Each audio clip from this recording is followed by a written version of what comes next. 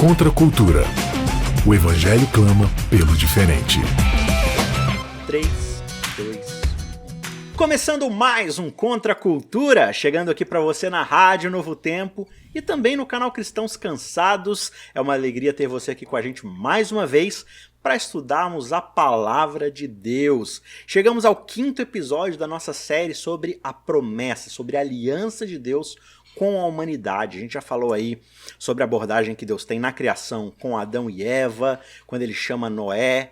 E na semana passada a gente começou a falar sobre um dos pontos talvez mais importantes no Antigo Testamento, que é uma figura muito celebrada, muito respeitada lá no Novo Testamento por todos os judeus, que é a figura de Abraão, o pai Abraão, né? Os judeus falavam com muito orgulho, nós somos descendentes de Abraão. De onde vem toda essa pompa que eles tinham no nome de Abraão? Por que Abraão é essa figura tão importante, né? Você tem essas figuras importantes no Antigo Testamento, né? Você tem Abraão, que é ali o patriarca, você tem Moisés, que é o profeta, né?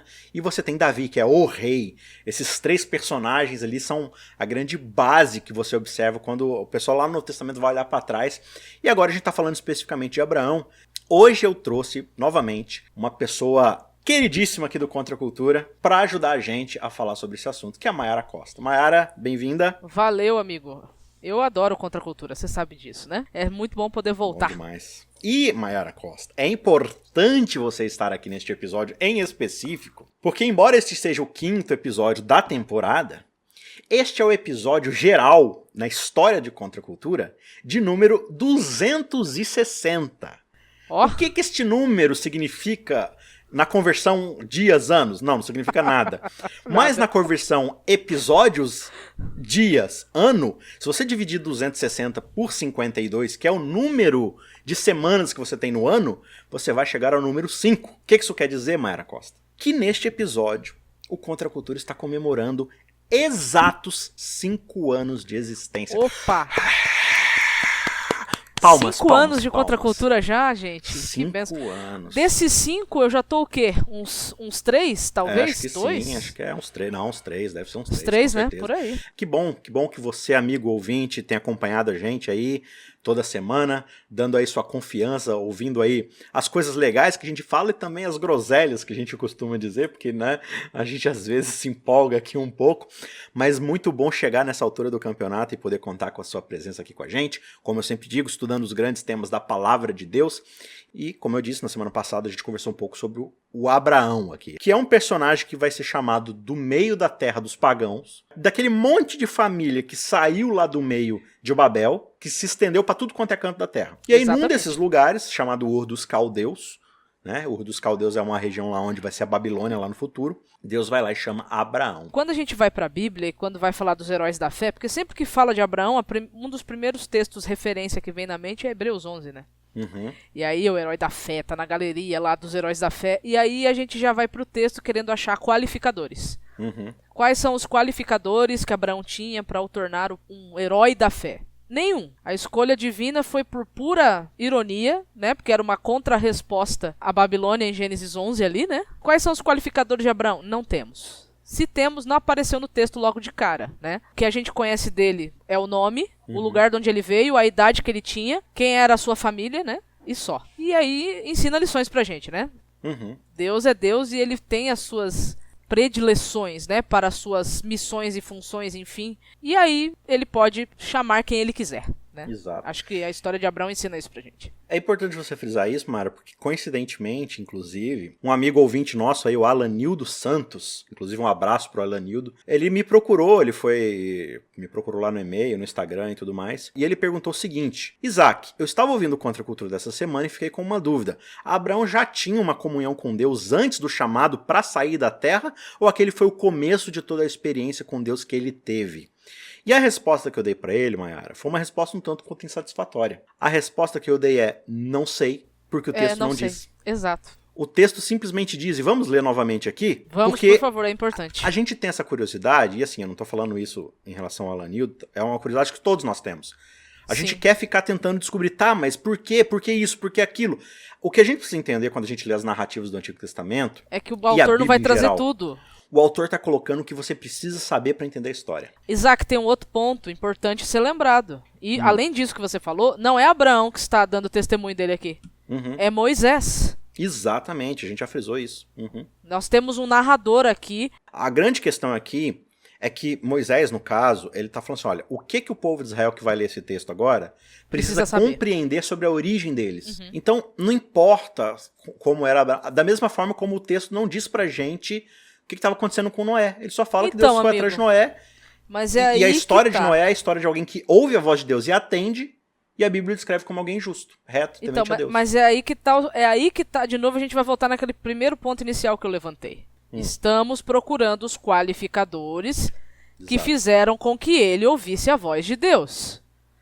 Ele ouvia a voz de Deus porque ele levantava de madrugada todo dia para orar. Ele ouvia a voz de Deus porque ele orava 3 vezes ao dia. Será que ele ouvia a voz de Deus porque ele jejuava? Eu não estou dizendo que essas coisas são ruins, ok? Não é isso. Eu estou dizendo que é a mania que nós temos de querer encontrar os qualificadores. Por quê? Porque como a história ela tende a causar identificação, quem sabe se eu começar a fazer essas coisas que ele fez, também não aconteça a mesma coisa comigo. Onde está a fórmula? Exato. Né? Qual que é a fórmula mágica aqui para eu ser um Abraão da vida? E o texto só diz, disse o Senhor a Abraão. A história começa com Deus falando com Abraão. A história começa com Deus falando com Adão, Mayara Costa. A história começa com Deus procurando Noé. E a história começa com Deus procurando Abraão. A história começa com Deus indo ver o que está acontecendo com o povo de Israel. A história começa sempre assim. Porque é sempre Deus. O foco da história bíblica é Deus, ele inicia a busca. Porque a história do ser humano é como podemos ir o mais longe de Deus possível e estabelecermos o nosso próprio reino. Essa é a história da humanidade. A história de Deus é como posso ir atrás do ser humano e chamar alguém me aproximar deles para resgatá-los e ganhar a confiança deles. E trazer eles de volta. Então a história da Bíblia é sempre Deus indo atrás do homem e não o contrário. Então eu acho que essas narrativas, pelo fato de omitirem essas informações, ela é proposital. O texto bíblico é intencional. Teve uma vez, amigo, que eu estava no estudo bíblico, e aí a gente estava lendo justamente sobre Abraão, só que lá um pouquinho mais pra frente na narrativa, Gênesis 22.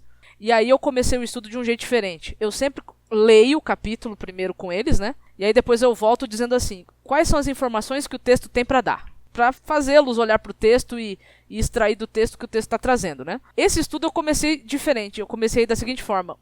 Quais são as informações que o texto não trouxe? Porque são justamente aquelas que a gente se fia, são justamente aquelas que a gente foca. Aquilo que o texto não disse, a gente quer encontrar resposta. Só que aí não vai ter resposta, porque o texto não disse. Aí a gente acaba inventando coisas, né? Porque assim, tem 2 maneiras que a gente pode se relacionar com o texto. Por evidência e por inferência.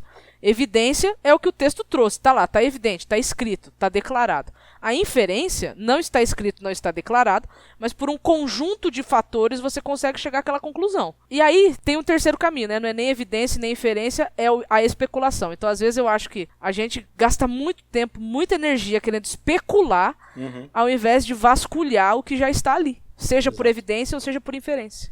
E assim, aí algumas pessoas vão falar assim, mas Ellen White disse que... Porque a gente não fica satisfeito. Aí a gente quer ver. Não fica. Então vamos ver o comentário da profetisa. Quando você vai lá, de fato, né, em Patriarcas e Profetas, e você vai lá no capítulo 11, na página 125, você vai ver ela falando sobre Abraão e dizendo que, de fato, a idolatria havia se instalado de forma pesadíssima em todas as gerações posteriores à Torre de Babel, mas que, de alguma forma, Abraão havia se mantido fiel a Deus. Agora, ela também não dá detalhes da história. Ela não fala se isso aconteceu porque Deus foi lá e o preservou. Ela não fala que Deus só o buscou depois de ele ter ficado fiel. Ela simplesmente diz que ele foi preservado por Deus da apostasia. Então, assim, a gente não sabe quanto tempo se passou desde que Deus chamou Abraão e Abraão pegou as suas coisas e foi embora. Porque, de novo, nenhum dos dois está se preocupando com isso. O ponto que a história está focando pra gente é o seguinte. Mais uma vez, quando tudo parecia perdido, Deus deu um jeito de ir atrás do ser humano e chamar um representante para manter a promessa que ele fez para Eva. Qual promessa? Exato. Em você vai vir o descendente que vai trazer aquele que vai esmagar a cabeça da serpente.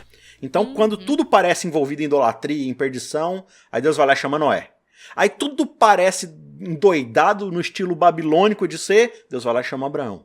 Ele chama Abraão. Qual que é a virtude dessas pessoas? O Espírito Santo entra no coração delas E elas ouvem, e elas Movidos atendem. pelo Espírito. A grande virtude delas é dizer sim para a promessa de Deus. Os autores vão falar assim da obediência de Abraão, né? Da obediência de Noé, mas é sempre uma obediência motivada por uma ação divina. Ela é posterior e não anterior, né? Isso fica muito claro, a gente vai ver lá na frente nas histórias de Israel, quando a gente vai perceber que Deus não espera Israel obedecer a sua lei para ir lá salvá-los da escravidão.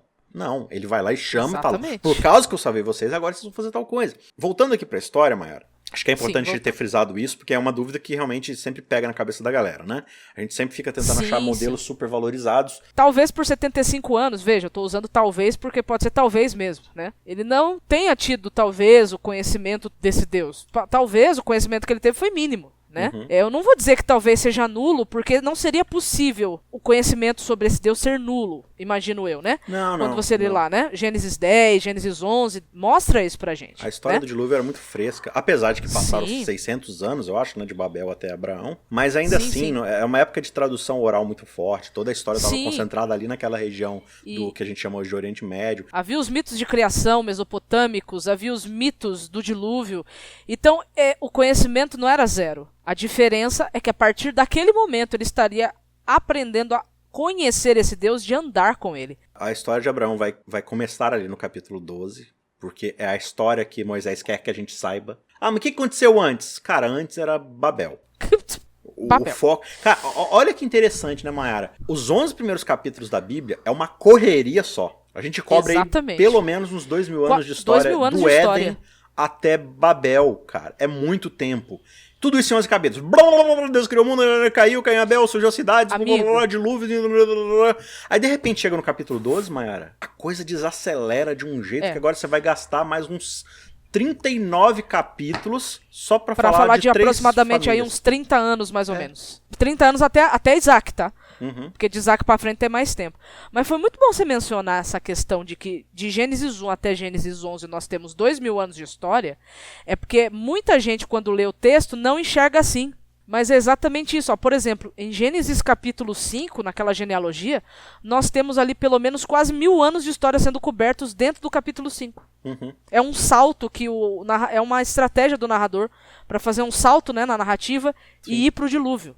Para poder super enfatizar depois no capítulo 6 o quanto essa humanidade estava no mal. E agora a mesma coisa acontece de Babel para Abraão. Muito tempo passa do capítulo 11 pro capítulo 12. E aí essas 70 famílias que se espalham de Babel se tornam 70 nações. Ainda não nações gigantescas, mas clãs, tribos, enfim, né? Todas essas linhagens. E aí no meio dessa história toda Deus vai lá e chama Abraão. E Abraão fala, eu vou te dar um propósito, Abraão, eu vou te dar uma nova linhagem, uma nova família, um novo jeito de viver, eu vou te dar a minha aliança. Você vai viver debaixo de um outro jeito de viver que não é o projeto de Babel, é o projeto de Yahvé, de El Shaddai. E por que isso é importante? Porque Moisés está explicando pra gente o seguinte, gente, eu fiz um resumão do que veio antes de Abraão, mas o grosso da história vai começar aqui agora. Ah, mas o que aconteceu antes, entre o capítulo 11 e o capítulo 12? Se eu quisesse que isso fosse importante, eu teria escrito o 11.1, 11.2, 11.3, até chegar no 12. Mas não, eu pulei, porque o foco agora está no 12. Então, pra que você quer saber algo que eu não quero explicar, que não preciso explicar? O que você precisa entender é o seguinte. Deus chamou Abraão e Abraão falou assim, eis-me aqui, Senhor, pra onde você quer que eu vá? Vai pra lá, eu vou. Aí a história vai acontecendo, porque Abraão é um homem de fé. E a gente chega no capítulo 15... Depois de que muita coisa já aconteceu, desde que Deus prometeu um filho, e nada de filho. E põe coisa nisso. Né? Já deu dízimo pra Melquisedeque, já fez guerra com não sei quem mais lá, outras nações, não sei o quê. É interessante essa guerra que ele faz, né, amigo? Que essa guerra não é dele, né?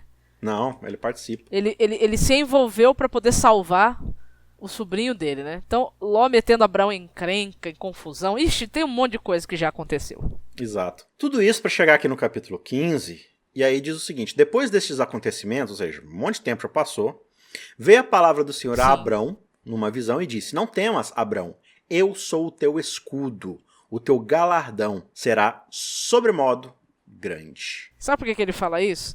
Tudo bem, isso aqui aconteceu, né, depois desses acontecimentos, que são o que veio, obviamente, no capítulo anterior, né? Sim. Você acha mesmo que depois o tal do Abraão não caiu em si? Que ele tinha ido contra 5 reis e que esses reis poderiam tomar a decisão de vir contra ele. Então é interessante Deus vir falar com ele dizendo, não tenha medo, eu sou o seu escudo e lhe darei uma grande recompensa. E isso não é evidente no texto, mas fica essa possibilidade dele estar com medo de revelia, né? Dele estar com medo de retaliação. E se ele fosse morto naquela circunstância, bye promessa, bye descendente, porque afinal de contas não era Ló, né? Porque Ló resolveu ir embora por ganância, né? Ele foi embora para outro lugar, então, e era o único parente de sangue que ele tinha. Vamos assim, por sangue, poderia ser Ló. Não é Ló. Eu imagino, né, aqui, ele devesse estar com medo de uma possível, né, retaliação, vingança, né, revelia, e aí vem Deus falar com ele aqui, dizendo, eu estou protegendo você, né, eu sou o seu escudo. Sim. Tem um outro aspecto também, porque a palavra escudo, ela também pode ser traduzida como garantia, como sim, algo penhor. que te preserva, um penhor, exatamente. Então, eu sou aquilo que garante que o teu projeto de vida, que te dá a sua subsistência, né? Ele fala, o teu galardão, a tua recompensa vai ser muito grande. Abraão vai responder, mas Senhor, Abrão no caso ainda, né? O que o Senhor vai me dar que de fato vai me garantir, já que, tipo assim, eu não tenho nem herdeiro para poder deixar qualquer coisa que o Senhor possa me dar. Provavelmente vai sobrar pro meu servo, que é o Eliezer. Lá no 12, quando Deus o chama, você não tem um diálogo. Pode observar que não existe um diálogo entre Deus e Abrão ali. Uhum. Existe Deus falando e Abrão ler-lerá, né? Obedecendo. Uhum. Aqui já tinha se passado alguns anos, né? Algum tempo, né? Pelo menos é o que dá a entender, né? Tinha passado um certo tempo já. E nada da promessa se cumprir, né? E aí agora Abrão começa a fazer as perguntas, né? Para Deus. Qual é a garantia que ele poderia ter de que realmente aquilo aconteceria? E assim, eu não entendo isso como sendo uma falta de fé, mas eu entendo, sabe quando você promete uma coisa muito legal para alguém e demora para você dar esse negócio para a pessoa e a pessoa fica te perguntando mais por ansiedade do que por incredulidade? Uhum. Aqui a gente começa a observar no texto a primeira sugestão que Abrão faz para que a promessa se cumpra. Por que ele fala assim? Bom, ele continua sem filhos, né? E o único herdeiro que ele tinha da casa era o Damasceno Eliezer, porque naquele contexto, quando um homem não conseguia ou não podia ter filhos, ele poderia adotar alguém, né? Então é como se ele estivesse perguntando tipo para Deus assim, a promessa vai se cumprir em Eliezer? Eu tenho que adotar ele? É ele que vai ser o meu herdeiro, né? Só que Deus reafirma e fala, olha, o que você vai ver acontecendo aí na sua descendência, ela não vai estar em cima de um escravo, de um servo. Ela vai estar sempre em cima de uma nação livre. Claro, né? Definitivamente livre lá no futuro, com o Messias e tudo mais. Mas ali Deus vai fazer aquela cena linda, a gente comentou um pouco com o Rony, né? Da questão de passar ali sobre os animais e tudo mais, que é uma coisa muito bonita. Onde só Deus ele assume ali o prejuízo do que está acontecendo e tal. Mas ele vai reafirmar a sua promessa mais uma vez. E aí quando a gente chega lá em Gênesis 28, Jacó tá lá fugindo da casa do seu pai, depois daquelas mentiradas que ele fez lá e tal, Deus aparece para ele e diz assim, olha, eu sou o Senhor, Deus de Abraão, teu pai, Deus de Isaac, teu pai, né? A terra em que agora você está deitado, eu vou te dar, a ti e a tua descendência. Ele repete as promessas dadas a Abraão, né? E a tua descendência será como o pó da terra. Estender-te-ás para o ocidente, para o oriente, para o norte, para o sul. Em ti e na tua descendência serão abençoadas todas as famílias da terra. Então aqui a gente vê mais uma vez a bênção que foi dada a Abraão. Agora é interessante, né, Mayara, porque Jacó já é o neto de Abraão. Uhum. Então Deus falou para Abraão que ele teria uma terra e uma descendência que ele não podia contar. Sim. E ele está fazendo a mesma promessa para Jacó, sendo que Jacó já é o neto. Sim. Isaac era uma família que ninguém podia contar? Não, dava pra contar. Tava pequena. Isaac morava numa terra que você não podia nem olhar onde começava, onde acabava? Não. E a gente já está em Jacó. Poxa, mas aí a promessa de Deus não aconteceu, né? E ainda assim ele está falando que todas as famílias da terra, né, vão ser abençoadas. Então qual que é o sentido de você reafirmar uma promessa para Jacó que você nem cumpriu em Abraão ainda? De fato, a promessa que Deus estava fazendo para Abraão era algo que estava muito à frente do seu tempo. Isso é uma evidência que a gente encontra dentro do texto aqui do próprio capítulo 15 mesmo. Né? Foram 2 encontros que Deus teve com Abraão. Um em sonho, um em visão, que é a primeira parte, que vai do verso 1 até, né, o verso 7 mais ou menos. Uhum. E aí, a partir do verso 8... até o verso 21, digamos assim, é o segundo momento de encontro, que é quando ele tem um sonho, né? E aí é onde acontece a aliança, Deus cortando uma aliança com ele, usando um método que era da cultura para afirmar para ele que a promessa ela seria cumprida, né? Exato. Só que dentro desse sonho, Deus já revelou para Abraão que ele teria uma descendência numerosa, essa descendência seria escrava. em terra estrangeira. Quanto tempo de escravidão levaria o seu povo ali? E quanto tempo depois que eles voltariam para a terra da possessão que estava sendo dada a eles? Então Deus estava apresentando para Abraão a realidade seguinte, ele começaria a enxergar, mas ele não veria o todo, né? O todo, veja, uma descendência como pó da terra e como estrelas do céu, é muita coisa, muita gente, né? Ele no 12 começa a dizer assim, em ti serão benditas todas as famílias, não é? Uhum. Só que quando chega lá no 22, se eu não me engano, quando ele vai falar com Isaac, ele já diz o seguinte, em Isaac serão benditas todas as nações. Uhum. Então agora não são mais apenas famílias pequenas, núcleos, clãs, agora são nações. Então Deus cumpriu a promessa. E aí o legal é que, na verdade, eu poderia até corrigir. Deus está cumprindo. Porque quando você vai, por exemplo, para Hebreus 11, né, eu acho que até tem, né, uma pontezinha com Hebreus 11 aí dentro do nosso assunto de hoje, né? Quando você vai para Hebreus capítulo 11, Hebreus 11 o autor fala, eles não viram o cumprimento da promessa, mas a promessa ela está se cumprindo, porque a pátria que todos estavam aguardando era uma pátria superior. Então, você quer saber bem da verdade quando é que Abraão, Isaac e Jacó terão certeza que a promessa se cumpriu? Quando estivermos todos juntos. Uhum. Porque eles vão poder contemplar todas as nações da terra. Esse passo de fé que tanto Abraão quanto a sua descendência está dando é fé numa promessa que está garantida. Porque quem fez a promessa é o garantidor dessa promessa, né? Então, assim, Abraão, eu sou a garantia de que a promessa vai ser cumprida. Eu sou o teu escudo, eu sou a tua proteção, eu sou o teu galardão. Fica tranquilo, eu sou a garantia que de fato vai te levar lá. Mesmo que você morra agora, eu continuo. Eu sou tão eterno quanto a coisa mais eterna que você acha que exista, né? Então a promessa vai se cumprir. E aí Moisés está mostrando aqui que a promessa está sendo reafirmada e vai ser reafirmada de novo com o povo de Israel. Ele está dando todas as garantias para Abraão. Ele diz assim, ó, você quer uma prova? Então pisa no chão e olha para o seu pé. Todas as vezes que você andar, você vai se lembrar que eu vou cumprir a promessa. Uhum. Ah, você quer outra prova? Tá, então espera um pouco. Olha para o céu. Todas as vezes que você olhar para o céu, você vai se lembrar que eu vou cumprir a promessa. Ah, você ainda quer uma garantia? Então me traz os animais. Vamos cortar uma aliança aqui do jeito que você está acostumado. E aí, só o fogareiro, né? E a tocha passam por entre os animais partidos, dizendo que aconteça comigo o que aconteceu com esses animais se eu não cumprir minha palavra com você. Então você tem Deus ali o tempo inteiro disposto, né? E essa promessa ela vai se cumprindo. A parte que vai sendo cumprido, que você observa visivelmente na história, é a parte divina, né? Sim. Mas a ideia de que Deus tinha trazido aqui para Abraão e que se desdobraria com o povo de Israel, é aquela ideia de que, assim, Abraão abençoaria as nações ao redor, Israel abençoaria as nações ao redor, se comportando de um jeito diferente que era a proposta de Deus para a humanidade desde o princípio. E aí, lá em Deuteronômio 4... isso fica mais claro, né? Quando Moisés está repetindo ali todas as leis, todas as instruções que Deus deu, né? E no 4:5 ele diz assim: eu ensinei a vocês decretos e leis como me ordenou o Senhor, o meu Deus, para que sejam cumpridos na terra na qual vocês estão entrando para dela tomar posse. Vocês devem obedecer-lhes e cumpri-los, pois assim os outros povos verão a sabedoria e o discernimento de vocês. Quando eles ouvirem todos esses decretos, dirão: de fato, esta grande nação é um povo sábio e inteligente, pois que grande nação tem um Deus tão próximo como o Senhor, né, como Elohim, o nosso Deus, sempre que o invocamos? Ou que grande nação tem decretos e preceitos tão justos como esta lei que estou apresentando a vocês hoje? Então, assim, essa mesma ideia, de uma outra forma, vai aparecer lá no capítulo 19 de Êxodo, quando Deus fala: olha, vocês agora são para mim uma nação santa, uma nação de sacerdotes. Vocês vão mediar a minha presença entre os outros povos. Então, vocês serão esse estudo de caso para que as outras nações olhem e percebam a diferença que se faz quando alguém, ao invés de querer ser o conhecedor do bem e do mal, resolve dizer: eis-me aqui, Senhor, seja feita a tua vontade na minha vida. Essa é a grande diferença. Aí a gente pula lá, Maiara, para Pedro, lá no Novo Testamento, e ele vai repetir essa ideia quando ele diz: olha, vocês são nação santa, vocês são geração eleita, sacerdócio real, povo exclusivo de Deus, para anunciar as grandezas daquele que vos chamou das trevas para a sua maravilhosa luz.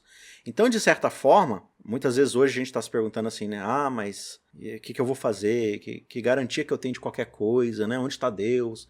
Primeiro que Deus está repetindo aquela mesma coisa que ele repetiu para Abraão. Eu sou o teu escudo, eu sou a tua descendência, eu sou aquele que garante as promessas. Quanto a você, você é aquele que vai ser a prova de abençoar outras nações. Você é o sacerdócio real, você vai ser aquele que vai abençoar outras nações. outras famílias, outras pessoas, outros vizinhos, outras comunidades. Como é que isso pode ser uma realidade na nossa vida, Mayara? Como é que a gente pode, de fato, viver dentro do cumprimento da promessa dessa aliança e abraçar aquela que é a nossa função, o nosso papel dentro desse contrato, visto que Deus já cumpriu tudo aquilo que Ele prometeu para nós? Uma coisa que o Antigo Testamento, ou melhor, desculpa, uma coisa que o Novo Testamento ensina pra gente é o que a gente pode ler em Gálatas, por exemplo. A gente vem para Gálatas capítulo 3, né? E aqui em Gálatas capítulo 3 diz assim, ó. Gálatas capítulo 3, a partir do verso 26. Ali, em Gálatas 3, vai falar justamente sobre o cumprimento dessa promessa. Sobre a vinda desse descendente, só que esse descendente não é Isaac. É o descendente que havia sido prometido à mulher. Agora a gente chega no momento do cumprimento dele, né? E aí diz assim no 26, pois todos vocês são filhos de Deus mediante a fé em Cristo Jesus. Porque todos vocês que foram batizados em Cristo, de Cristo se revestiram. Assim sendo, não pode haver judeu nem grego, nem escravo nem liberto, nem homem nem mulher, porque todos vocês são um em Cristo Jesus. E se vocês são de Cristo, são também descendentes de Abraão, herdeiros segundo a promessa. Então, quando a gente a recebe, aceita o prometido, e o prometido não é Isaac, o prometido é o descendente da mulher lá em Gênesis. Quando a gente o aceita, quando a gente entrega a nossa vida a Ele, quando nós buscamos viver como Ele viveu, nós estamos voltando ao projeto original da criação, de sermos uma bênção para a terra. Não adianta a gente ler a história de Abraão e, ai, que lindo, ai, que fé, ai, que não sei o quê, porque eu queria uma experiência igual. Não. Você tem que se portar como um genuíno descendente de Abraão. E como um genuíno descendente de Abraão, mesmo às vezes mentindo, mesmo às vezes questionando, mesmo às vezes duvidando, mesmo às vezes não tendo todas as respostas, porque Abraão também não tinha, mesmo escorregando e falhando, continuar confiando nesse Deus e obedecendo a sua voz. Muito bem, a gente chega ao final de mais esse episódio. Foi muito bom conversar com você mais uma vez. Obrigado pela sua audiência, obrigado por participar com a gente aí desses 5 anos de Contracultura. Mayara, mais uma vez, muito obrigado aí pela sua presença. E quanto a você, eu que agradeço. A gente se vê na semana que vem pro próximo episódio. Um abraço, até lá, tchau, tchau. Ajude o Cristãos Cansados a continuar produzindo conteúdo cristão, gratuito e de qualidade. Você pode fazer uma doação única usando o QR Code do PicPay ou pelo site apoia.se/cristãoscansados, fazendo contribuições mensais de qualquer valor. Os links estão na descrição.